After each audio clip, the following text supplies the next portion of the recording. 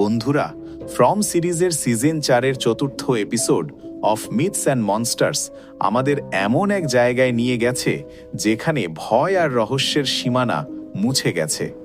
এই এপিসোডটি শুধুমাত্র বেঁচে থাকার লড়াই নয়, বরং এই রহস্যময় শহরের গল্প বা অস্তিত্ব বোঝার এক গভীর লড়াই। আজ আমরা আলোচনা করব এই এপিসোডে ঘটে যাওয়া প্রধান ঘটনাগুলো নিয়ে। কেন ভিক্টর ভয়ে কুঁকড়ে গেল, জুলি কি পারবে অতীত পরিবর্তন করতে, আর সোফিয়ার আসল পরিচয় কি? চলুন শুরু করা যাক। এপিসোডের শুরুতেই জঙ্গলে একটি উজ্জ্বল হলুদ রঙের স্যুট পাওয়া যায়। এটি সাধারণ কোনো পোশাক নয়, বরং এটি টাউনশিপের দীর্ঘদিনের এক আতঙ্কের প্রতীক। এই স্যুটটি দেখার সাথে সাথেই ভিক্টর এতটাই আতঙ্কিত হয়ে পড়ে যে সে নিজের ওপর নিয়ন্ত্রণ হারিয়ে ফেলে এবং মানসিকভাবে ভেঙে পড়ে। ভিক্টর তার বাবাকে জানায় যে তার মা মিরান্ডা মারা যাবার আগে এই হলুদ স্যুট পরা এক ব্যক্তির ছবি আঁকতেন। ভিক্টরের ছোটবেলার স্মৃতিতে এই ম্যান ইন ইয়েলো ছিল এক চরম বিভীষিকা। ভিক্টর মনে করতে পারে যে এই ব্যক্তিটি তার মা মিরান্ডাকে খেয়ে ফেলেছিল। এই রহস্যময় ব্যক্তিটি টাউনের সাধারণ দানবদের চেয়ে অনেক বেশি শক্তিশালী এবং ভয়ঙ্কর। এদিকে জুলি ম্যাথিউস এক অদ্ভুত ক্ষমতা আবিষ্কার করেছে। সে গল্পের ভেতর দিয়ে হাঁটতে পারে বা সময় ভ্রমণ করতে পারে।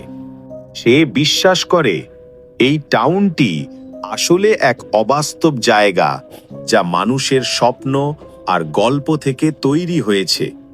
সে র্যান্ডালকে সাথে নিয়ে ধ্বংসস্তূপের কাছে যায় এবং নিজের চুল কেটে ফেলে, যাতে দানবরা তাকে ধরতে না পারে। জুলির পরিকল্পনা ছিল অতীতের কোনো এক মুহূর্তে একটি বুকমার্ক বা চিহ্ন রেখে আসা, যাতে সে যখন খুশি সেখানে ফিরে গিয়ে জিমের মৃত্যু আটকাতে পারে। কিন্তু অতীতে ফিরে গিয়ে সে এক ভয়ঙ্কর দৃশ্য দেখে। রাস্তার মাঝখানে সেই ম্যান ইন ইয়েলো এক বাসিন্দাকে জীবন্ত খাচ্ছে। জুলি ভয়ে বুকমার্কটি ফেলে পালিয়ে আসে এবং বুঝতে পারে যে এই দানবটি তার উপস্থিতি টের পেয়েছে। অর্থাৎ জুলি চাইলেই ইতিহাস বদলে দিতে পারছে না। এই সিজনের সবচেয়ে বড় টুইস্ট হল নতুন আসা মেয়ে সোফিয়া। আপাত দৃষ্টিতে সে একজন পাদ্রীর শান্ত মেয়ে মনে হলেও আসলে সেই হলো ছদ্মবেশী ম্যান ইন ইয়েলো। সে সারা মায়ার্সের মাথার ভেতর ফিসফসানি বা ভয়েস নিয়ন্ত্রণ করছে। সোফিয়া বাইবেলের আব্রাহামের গল্পের উদাহরণ দিয়ে সারাকে পরীক্ষা করছে যে সারা কতটা অনুগত। সারাকে দিয়ে ডিনারে অদ্ভুত সব কাজ করানো হচ্ছে, যা শহরের মানুষের মধ্যে বিভেদ তৈরির একটি নীল নকশা মাত্র। এপিসোডের শেষ দিকে ইথান তার মায়ের সাথে লেক অফ টিয়ার্সে যায়। ইথান বিশ্বাস করে এই লেকের পানিতে অলৌকিক ক্ষমতা আছে এবং সে একটি মৃত পাখিকে সুস্থ করতে সেখানে নিয়ে যায়।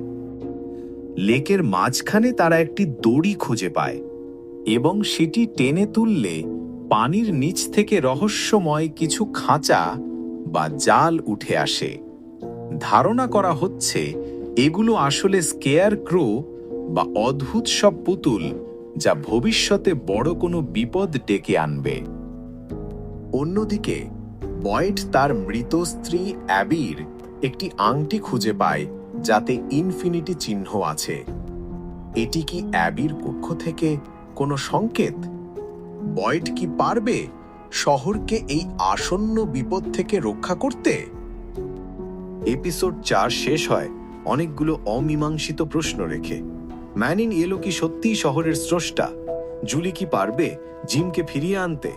বন্ধুরা, আপনাদের কি মনে হয়? কমেন্টে আমাদের জানান। পরবর্তী এপিসোডের আপডেট পেতে সাবস্ক্রাইব করে সাথেই থাকুন। ধন্যবাদ।